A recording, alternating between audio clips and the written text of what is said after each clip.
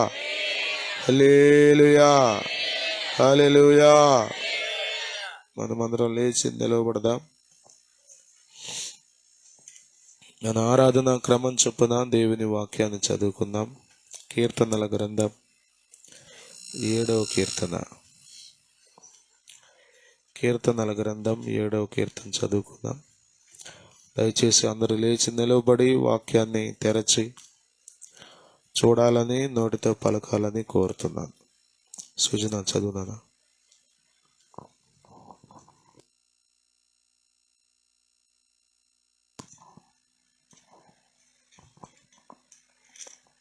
యెహోవా నా దేవా, నేను నీ శరణుజొచ్చి ఉన్నాను. నన్ను తరుము వారి చేతిలో నుండి నన్ను తప్పించుము.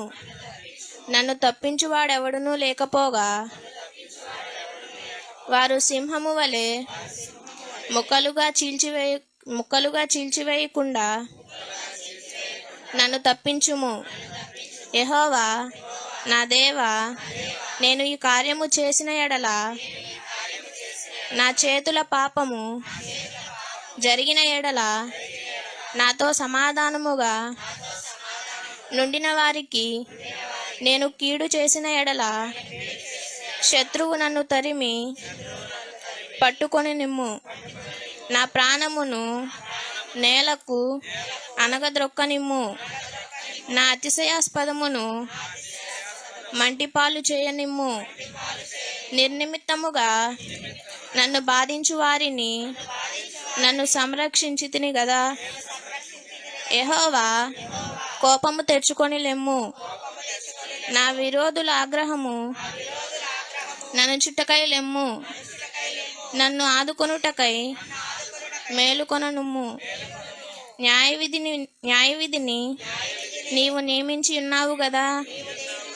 జనములు సమూహముగా కూడి నన్ను చుట్టుకొనున్నప్పుడు వారికి పైగా పరమందు ఆసీనుడవు కమ్ము. యెహోవా జనములకు తీర్పు తీర్చువాడు.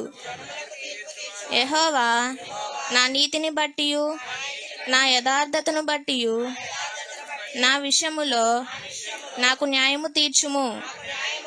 హృదయములను అంతరింద్రములను పరిశీలించు నీతిగల దేవా, దుష్టుల చెడుతనము మాన్పుము. నీతిగల వారిని స్థిరపరచుము. యథార్థ హృదయులను రక్షించు దేవుడే నా కేడమును మోయువాడై ఉన్నాడు. న్యాయమును బట్టి ఆయన తీర్చును. ఆయన ప్రతిదినము కోపపడు దేవుడు. ఒకడు మళ్ళిన ఎడల ఆయన ఖడ్గమును పదును చేయును. తన విల్లు ఎక్కుపెట్టి దాన్ని స్థిరపరిచి ఉన్నాడు. వాని కొరకు మరణ సాధములను స్థిరపరిచి ఉన్నాడు. తన అంబులు అగ్ని బాణములుగా చేసి ఉన్నాడు. పాపమును కనుటకు వాడు ప్రసవ వేదన పడుచున్నాడు. చేటున గర్భమున ధరించువాడై అబద్ధమును కనియున్నాడు. వాడు గుంట త్రవ్వి దాన్ని లోతు చేసి ఉన్నాడు. తాను త్రవ్విన గుంటలో తానే పడిపోయెను. వాడు తలంచిన చేటు వాని నెత్తి మీదకే వచ్చును. వాడు యోచించిన బలాత్కారము వాని నడినెత్తినే పడెను. యెహోవా న్యాయమును విధించువాడని నేను ఆయనకు కృతజ్ఞతాస్తుతులు చెల్లించెదను. సర్వోన్నతుడైన యెహోవా నామమును కీర్తించెదను. చదవబడిన కీర్తన ప్రభువు మన కొరకు ఆశీర్వదించును గాక. దయచేసి కూర్చోండి.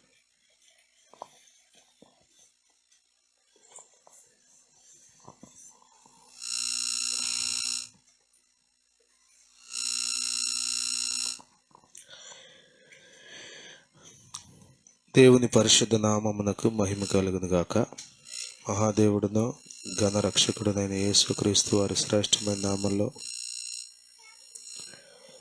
దేవుని సన్నిధికి ఈ పునరుత్థాన దినం కూడి వచ్చిన మీ అందరికీ వందనాలు. అందరికీ వందనాలు. దేవుడు అందరిని ఆశీర్వదించును గాక. ఆమేన్. హల్లెలూయా, హల్లెలూయా. మనం చదువుకున్న 7వ కీర్తన దావీదు రచించిన కీర్తనే.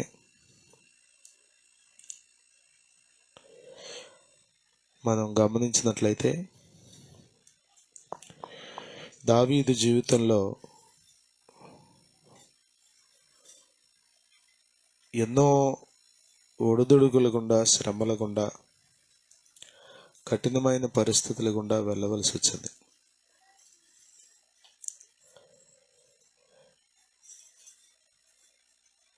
తన ముందు అభిషేకించబడిన రాజైన సౌలు మార్గం తప్పి తిరుగుతున్నాడు. అంతేకాకుండా తనను చంపడానికి ప్రయత్నం చేస్తున్నాడు. అభిషేకించబడిన సౌలే భయంకరంగా ప్రవర్తిస్తున్నాడు. కానీ దావీదు మాత్రం తన అభిషేకాన్ని, దేవుడు తనకిచ్చిన పిలుపును జ్ఞాపకం చేసుకుని ఎక్కడా హద్దుమీరి ప్రవర్తించినట్లుగా మనం చూడం. అంత మాత్రమే కాకుండా తనను ఇక్కట్లకు గురి చేసిన వారిని సైతం క్షమించినట్లుగా, వారి కీడు కాకుండా వారి మేలు కోరినట్లుగా మనం అనేక సందర్భాల్లో సమూయేలు గ్రంథాల్లో చదువుతాం. ఇదొక ఉన్నతమైన అనుభవం. దేవుని పిల్లలు ఒక పక్కన దేవుని భయం లేకుండా ప్రవర్తిస్తూ బ్రతుకుతుంటే, వారిని చూచి పాడైపోకుండా, వారిని చూచి వారు అట్లా ఉన్నారు కాబట్టి నేను ఎట్లా ఉంటే తప్పేంటి అనుకోకుండా వారిని అక్కడ పెట్టి తను మాత్రం భయభక్తులు కలిగి దేవుని స్తుతించే మార్గాల్లో, దేవుడు అనుమతించే మార్గాల్లో, దేవుడు ఆశించేటువంటి భక్తి జీవితంలో దావీదు ఎదుగుతూ వచ్చాడు. దేవునికి స్తోత్రం. హల్లెలూయా, హల్లెలూయా. దావీదు చాలా చాలా ఒక స్థిరమైన తీర్మానం కలిగి ప్రభువుని వెంబడించాడు. గొర్రెల కాపరిగా ఉన్నప్పుడు అదే మనసుతో దేవుని వెంబడించాడు. దేవుడు పిలిచి గొర్రెల దొడ్లో నుండి సింహాసనం మీద కూర్చోబెట్టినప్పుడు కూడా అదే మనసుతో దేవుని వెంబడించాడు. దేవునికి స్తోత్రం. సహజంగా మనం బలహీనలను చూసి మనం కూడా మెల్లగా దారి తప్పడానికి ఆలోచన చేస్తాం. లేకపోతే తనకిష్టమైన మార్గంలో నడుచుకుంటూ వెళ్ళిపోతున్న వారిని చూసి వాళ్ళే నడవగలేంది మనమేముంది అన్నట్లుగా మనల్ని మనం సముదాయించుకుని వెళ్ళిపోతాం. కానీ దావీదు అలా చేయలేదు. దావీదు ఎవరు ఎలా ప్రవర్తించినా తను మాత్రం నీతి మార్గంలో, దేవునికి ఇష్టమైన మార్గంలో, దేవుడు ఏ ఆజ్ఞలైతే పితరులైన ఇశ్రాయేలీయులకు అప్పగించాడో ఆ మార్గంలోనే చాలా స్పష్టంగా నడిచాడు. దేవుని స్తోత్రం. హల్లెలూయా, హల్లెలూయా.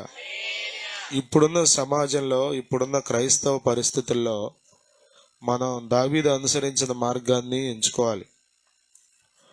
ఎవరో ఎలా ఉన్నారని, ఎవరో ఏదో చేశారని, ఎవరో ఎలాగో ప్రవర్తించారని మనం దారి తప్పకూడదు. ఇక్కడ ఒక మాట మీకు జ్ఞాపకం చేస్తాను, చూడండి. 7వ కీర్తన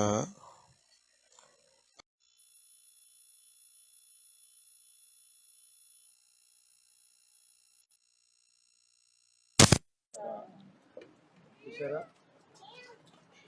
నిర్నిమిత్తముగా నన్ను బాధించిన వారిని నేను సంరక్షించుతుంది కదా అన్నాడు. నిర్నిమిత్తముగా అంటే నిష్కారణంగా, లేకపోతే దేవుని కొరకు వారు దావీదును బాధ పెట్టారు, వారు దావీదును దుఃఖపెట్టారు, దావీదుకు కీడు కలగజేశారు, దావీదు విషయంలో చాలా ఇబ్బందులకు గురి చేశారు. అయినప్పటికీ అలాంటి వారినంట దావీదు సంరక్షించాడు. దేవుని స్తోత్రం. హల్లెలూయా, హల్లెలూయా. ఆశ్చర్యం కదా, బాధ పెట్టిన వాడిని కాపాడితే మళ్ళా బాధ పెడతాడుగా. బాధ పెట్టిన వాడిని అలాగే ఉంచేస్తే ఇంకా బాధలకు గురి చేస్తాడు కదా. అంటే వాడి మార్గంలో వాడు నడవని, కానీ నేను మాత్రం నా మార్గంలోనే ఉంటా. దేవుని స్తోత్రం. హల్లెలూయా. మన లెక్క ఏంటి చెప్పండి? చాలాసార్లు మేము పిల్లలతో మాట్లాడేటప్పుడు ఏం చెప్తారంటే, ముందు వాడే కొట్టాడు సార్, ముందు వాడే అన్నాడు సార్, కాబట్టి తర్వాత నేను, మీకు మైక్ లేదు కాబట్టి జాగ్రత్తగా వింటే అర్థం అవుద్ది, లేకపోతే ఏం అర్థం అవ్వదు, ఊరికే కానుకేసి వెళ్ళటం తప్ప అక్కడి నుంచి ఏమన్నా.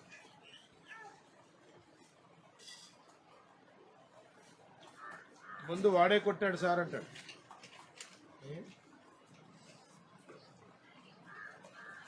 ముందు దావీదును వాళ్ళే బాధ పెట్టారు, కానీ ఏం చేస్తున్నాడు దావీదు అంటే వారిని సంరక్షిస్తున్నాడు. అందుకొరకే దావీదును దేవుడు నిలబెట్టింది అంటే అందుకొరకే. దేవుని స్తోత్రం. హల్లెలూయా. చాలా సార్లు మనం మేలు చేసే వారికి మాత్రమే మేలు చేస్తాం, మనతో మంచిగా మాట్లాడే వాళ్ళతో మాత్రమే మంచిగా మాట్లాడతాం. ఏ విషయంలోనైనా కొంచెం మనకి ఇబ్బంది గురి చేస్తే వాళ్ళ విషయంలో మనం చాలా వ్యత్యాసంగా మారిపోద్ది మన మైండ్ సెట్, మన ఆలోచన విధానం. ఇంకా రకరకాలుగా ఆలోచించడం మొదలెడతాం.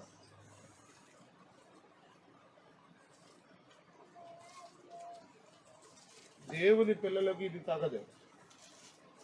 ఒకవేళ అభిషేకించబడిన వారే అలా ప్రవర్తిస్తున్నా వారి తీర్పు వాళ్ళు మోసుకుంటారు, వాళ్ళ ప్రతిఫలం వాళ్ళు పొందుకుంటారు. కానీ నీవు మాత్రం మార్గం తప్పి ప్రవర్తించకూడదు. యూదా పత్రికలు అంటాడు, మార్గం తప్పి తిరిగే చుక్కలు. ప్రతి నక్షత్రానికి దేవుడు ఒక కక్ష అని పెట్టాడు. There is an orbit. అది ఆ కక్షలో నడిచినంత కాలమే అది వెలిగిస్తుంది, అది అనేకులకు దీవెనకరంగా ఉంటుంది. అది ఎప్పుడైతే మార్గం తప్పుతుందో ఆ నక్షత్రం ఎక్కువ రోజులు ఉండదు, ఖచ్చితంగా అది పడిపోతుంది, దాని జీవితం ముగించబడుతుంది. మనం కూడా అంతే, మనం నక్షత్రాలమే. యేసయ్య మనల్ని వెలిగించాడు. అయితే మనం మార్గం తప్పి ప్రవర్తించకూడదు, మనుషులను బట్టి మనం మారిపోకూడదు. మనతో ఉన్న మనుషుల ప్రవర్తనను బట్టి మనం మారిపోవాల్సిన అవసరం ఏమి లేదు. దేవుని స్తోత్రం. హల్లెలూయా, హల్లెలూయా, హల్లెలూయా.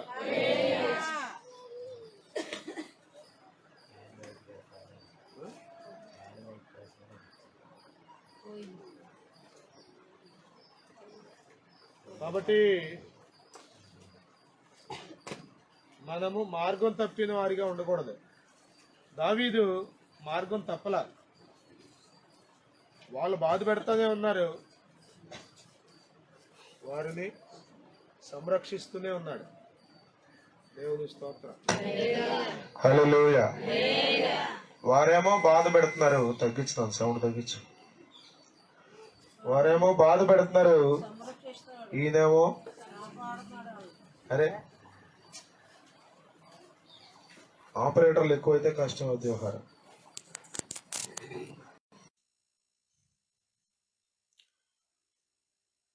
మిమ్మల్ని బాధ పెట్టే వారి విషయంలో మీరు ఏం చేస్తారు? అందున బాధ కూడా ఏమీ లేకుండా బాధ పెడుతుంటాయి, without any cause, without any proper reason, ఏ కారణం లేకుండా మిమ్మల్ని ఎవరైనా బాధ పెడుతుంటే మీరేం చేస్తారు? తెలుసు మీకేం చేస్తారో, మీరు ఆల్రెడీ మీరేం చేస్తున్నారో మీకు కూడా తెలుసు. కానీ దావీదు ఉన్నాడే, దావీదంట నిర్నిమిత్తముగా బాధించే వారిని సంరక్షిస్తున్నాడంట. దేవుని స్తోత్రం. హల్లెలూయా,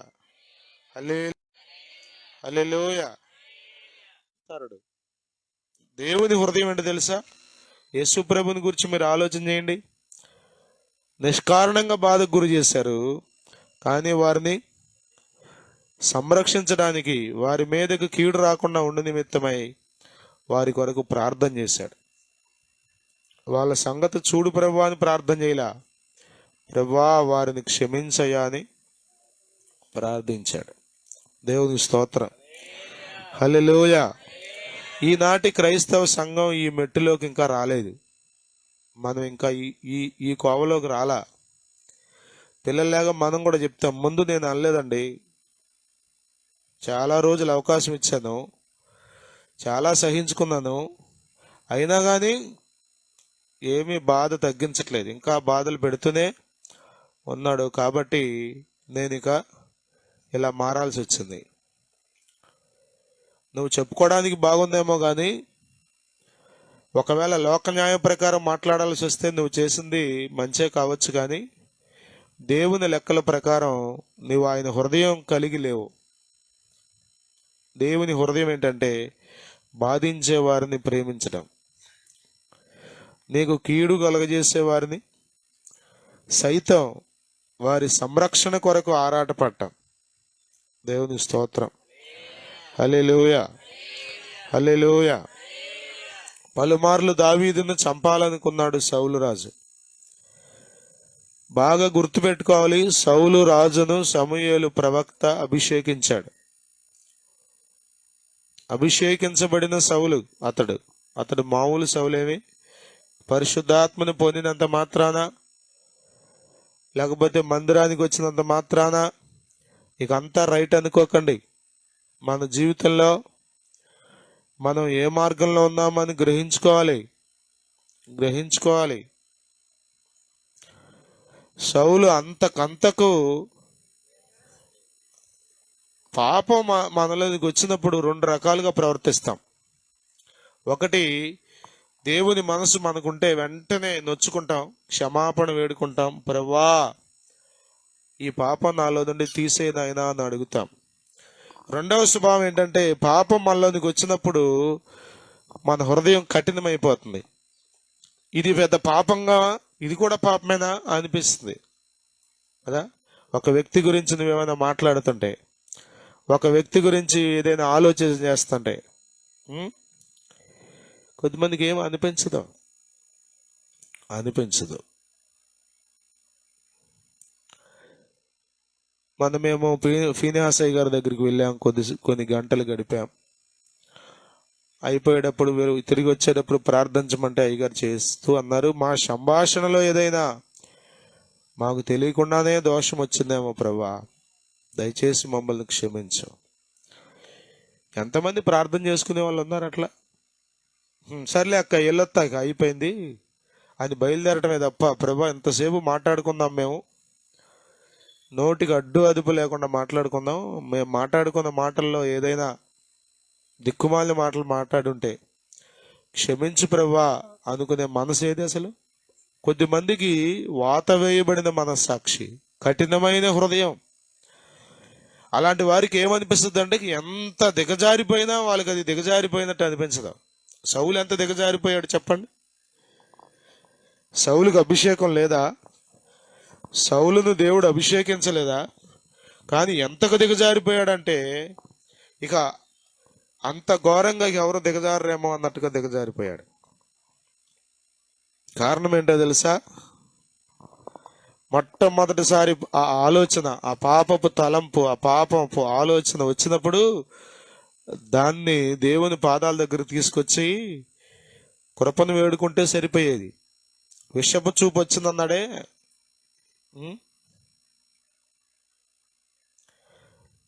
అక్కడే వెంటనే దాన్ని మొగ్గలోనే తుంచేస్తే బాగుండేది.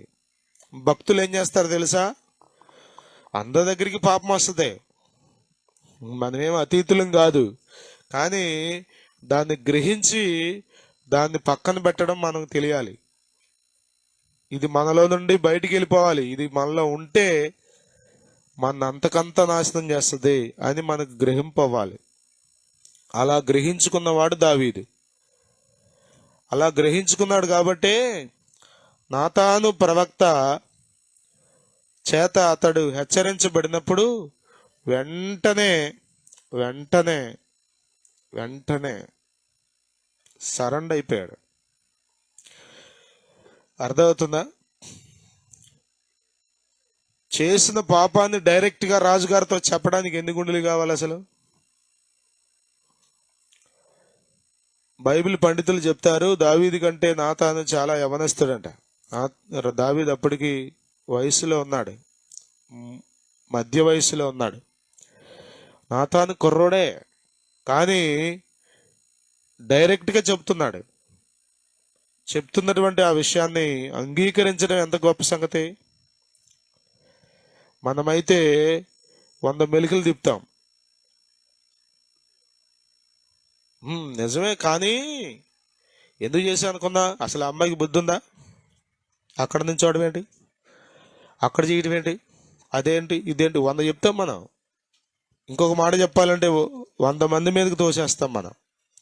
కానీ దావీదు ఏమన్నాడు తెలుసా? నేను పాపం చేసింది నిజం అని ఏడ్చాడు. కాబట్టి ప్రియులారా, మన మనస్సాక్షిని మనం నిర్మలముగా కాపాడుకోవాలి. కాపాడుకోకపోతే ఏమి చేస్తున్నామో మనకు అర్థం కాదు, ఎందుకు వస్తున్నామో ఎందుకు వెళ్తున్నామో మందిరానికి మనకేమి తెలియదు. అసలు ఏదో వస్తున్నాం, అందరితో పాటు వెళ్తున్నాం అనే తప్ప నీకేమీ అర్థం కాదు. నీవే మార్గంలో ఉన్నావో నీకు తెలియదు. ఇంత ధైర్యంగా ప్రార్థన చేస్తున్నాడు దావీదు. ఎవరికైనా నేను కీడు చేశానా? ఎవరికైనా నష్టం కలిగించానా? అయితే నా మీదకు కీడు రాని ప్రభువా. శత్రువు నన్ను పట్టుకొని, శత్రువు నాకు హాని చేస్తే ఓకే, నువ్వు ఊరుకో, కానీ నేను ఎవరికి చేసా హాని? నన్ను బాధించిన వారిని సైతం నేను సంరక్షించాను కదా. ఎంత ధైర్యంగా దేవుని దగ్గరికి వెళ్ళి చెప్పగలమా మనం? నా మనసులో కూడా, నా ఆలోచనలో కూడా, నా తలంపుల్లో కూడా, నా మాటల్లో కూడా ఎవరికి నేను కీడు తలపెట్టలేదు అని చెప్పగలమా దేవుని దగ్గరికి వెళ్ళి? దేవుడు ఎస్ అని చెప్పగలడా మీ ప్రార్థనకి? చాలా సందర్భాలలో మనం దేవుని మార్గంలో నుండి తొలగిపోయి ఏదేదో ప్రార్థనలు చేస్తున్నాం అనుకుంటున్నాం. దేవుడు మన ప్రార్థనలు వినాలంటే మనము నీతి మార్గంలో నిలిచి ఉండాలి. దేవుని స్తోత్రం. దేవుని కృప మనం అనుభవించాలి అంటే ఎక్కడైనా నీతి తప్పితే వెంటనే దేవుని పాదాలు పట్టుకోవాలి. మనం అంతా నికార్సుగా భక్తి చేసేస్తాం అనుకుంటే పొరపాటు. వెంటనే మనం దేవుని వైపు తిరగాలి. ఇదిగో ఈ పూట ఇలా ఆలోచించాను ప్రభువా, దేవుని విషయంలో తప్పుగా ఆలోచించావేమో, మనుష్యుల విషయంలో తప్పుగా ఆలోచించావేమో, దేవుని బిడల విషయంలో తప్పుగా ఆలోచించావేమో, సేవకుల విషయంలో తప్పుగా ఆలోచించావేమో, నీ కుటుంబ సభ్యుల విషయంలో తప్పుగా ఆలోచించావేమో, తోటి విశ్వాసుల విషయంలో తప్పుగా ఆలోచించావేమో. వెంటనే ప్రభు కృప కొరకు మనం వేడుకోవాలి. దేవుడు సమాధానమునకు కర్త. దేవుడు తన సమాధానమును మన హృదయంలో పోస్తాడు. దేవుని స్తోత్రం. హల్లెలూయా. ఈ కీర్తనలో నుండి మనం నేర్చుకోవాల్సిన ఒక మాట ఏంటంటే, ఎంతమంది మార్గం తప్పినా దావీదు మాత్రం చెప్పండి దైవ మార్గంలోనే ఉన్నాడు. దేవుని స్తోత్రం. హల్లెలూయా. మందిరానికి వచ్చే 40 మంది మార్గం తప్పితే నువ్వు తప్పాలనేమి లేదు. మందిరానికి వచ్చే నలుగురు లేకపోతే ఇంకా మాట్లాడుకుంటే ఎప్పటి నుంచో భక్తి చేస్తున్న వాళ్ళు మార్గం తప్పితే నువ్వు తప్పాలని రూల్ ఏమి లేదు. తప్పినందుకు వాళ్ళని బట్టి నీకేమీ మెడలు ఇవ్వడు దేవుడు. పోనేలే పాపం వాళ్ళని చూసి నువ్వు తప్పావు కదా కాబట్టి నీకు సర్టిఫికెట్ ఇస్తాను దేవుడేమో సర్టిఫికెట్ ఇవ్వడం. నీ భక్తి నీకు ఉపయోగపడద్ది. ఎవరు ఎలాంటి త్రోవల్లో నడిచినా నీవు మాత్రం దైవ మార్గంలో నడవాలి. దేవునికి స్తోత్రం. సౌలును బట్టి దావీదు మైండ్ సెట్ ఏమీ మార్చుకోలా. దావీదు అదే త్రోవలో నడిచాడు. దేవునికి స్తోత్రం. దావీదు దేవుడి చేత దీవించబడ్డాడు. అందుకనే శాశ్వతమైన కృప దావీదు సంపాదించుకున్నాడు. దేవునికి స్తోత్రం. హల్లెలూయా, హల్లెలూయా, హల్లెలూయా. చిన్నపిల్లల వలె ప్రవర్తించకండి. ముందు ఆడే కొట్టాడండి, ముందు వాళ్ళట చేశారండి, అందుకని నేనంటే చేశానండి, వాళ్ళు మా ఇంట్లో కోటానికి రాలేదండి, అందుకు మేము వాళ్ళ ఇంట్లో కోటానికి. మంచిదానివి. దేవుడు నిన్ను దీవించి ఇంట్లో కూర్చున్నందుకు మెడలేస్తాడు. వేస్తాడా? శబాష్, నమ్మకమైన నా బిడ్డ, నిన్ను చూసి 10 మంది బాగుపడతారు, నీలాగే ఉండాలి అందరూ కూడా అనుకుంటాడా? ఏం చెప్పగల? చాలాసార్లు మనం అలా ప్రవర్తిస్తున్నాం, పిల్లల వలె ప్రవర్తిస్తున్నాం. పౌలు అంటాడు కొరింథీ పత్రిక 13వ అధ్యాయంలో, నేను చిన్న పిల్లవాడిగా ఉన్నప్పుడు పిల్లవాడి వలె మాట్లాడా, పిల్లవాడి వలె ఆలోచించా, పిల్లవాడి వలె ప్రవర్తించా, కానీ ఇప్పుడు పెద్దవాడనై పిల్లవాని చేష్టలు. పిల్లోళ్ళకి ప్రవర్తించకండి. ముందు ఆలేదండి. సౌలు విషపు చూపు నిలిపాడు, కానీ దావీదు అన్నడు సౌలు మీద విషపు చూపు. తన కన్నులు పాడు చేసుకోలా, తన హృదయాన్ని పాడు చేసుకోలా. మీ భక్తిని మీరు పాడు చేసుకుంటే ఎవరేం చేయగలరు? దానికి మీరు 100 కారణాలు చెప్పినా దేవుడు మెచ్చుకోడు. మీరు 100 కారణాలు చెప్పినా దేవుడే మెచ్చుకోడు. మీరు దేవుని మార్గాల్లో నడవాలి. దేవుని స్తోత్రం. హల్లెలూయా, హల్లెలూయా. 10 మంది క్రైస్తవులు నడిచినంత మాత్రాన అది దైవ మార్గం కాగదు.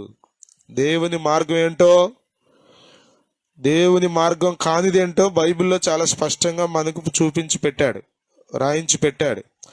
ఆ మార్గాల్లోనే మనం నడవాలి. దేవునికి స్తోత్రం.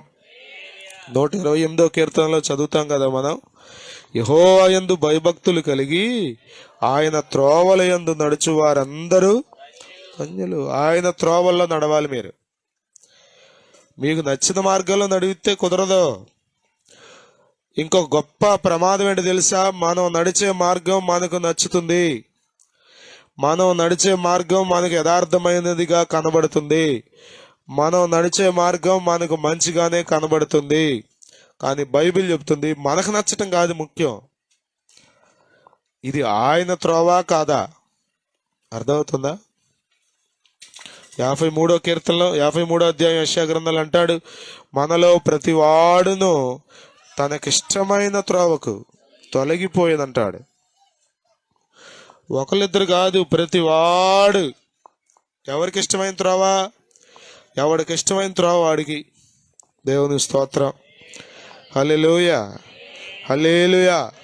కాబట్టి ప్రియులారా, మనం మనకిష్టం వచ్చిన త్రోవల్లో నడిస్తే పరలోకం చేరలేం, ఈ భూమి మీద కూడా కృపను పొందుకోలేం. మనకు నచ్చిన త్రోవలో నడవడం కాదు, దేవుడు మార్గాన్ని పెట్టాడు, ఆ మార్గంలో మీరు నడవాలి. స్తోత్రం. హల్లెలూయా, హల్లెలూయా. కాబట్టి దేవుని మార్గంలో ఉన్నారో లేదో పరిశీలించుకోండి. దావీదు మాత్రం దేవుని మార్గాన్ని విడిచిపెట్టల. బైబిల్ గ్రంథంలో చెప్తాడు, దావీదు గంట ఒక్క ఆ ఊరియా భార్య విషయంలో తప్ప ఇంకెన్నడూ వేలెత్తి చూపించుకోవడానికి అవకాశం లేకుండా బ్రతికాడు. ఒక్క చిన్న పొరపాటు లేకుండా బ్రతికాడు. మనం అలా జీవించబద్దులమై ఉన్నాం. ఆమేన్. హల్లెలూయా, హల్లెలూయా. ఇతరులను బట్టి మన యాటిట్యూడ్, మన వైఖరి మారకూడదు. ఇతరులను బట్టి మన ఆలోచన మారకూడదు. మనం నీతిని విడిచిపెట్టి బ్రతకూడదు. దైవ మార్గంలోనే మనం నడవాలి. అంతవరకు సహించాలి. ప్రభు రక్షణ మనం చూస్తాం. ఆమేన్. దేవుడి కీర్తన మన కొరకు దీవించును గాక. దావీదు వలె దైవ మార్గంలో నడుచుదుము గాక. ఆమేన్. హల్లెలూయా.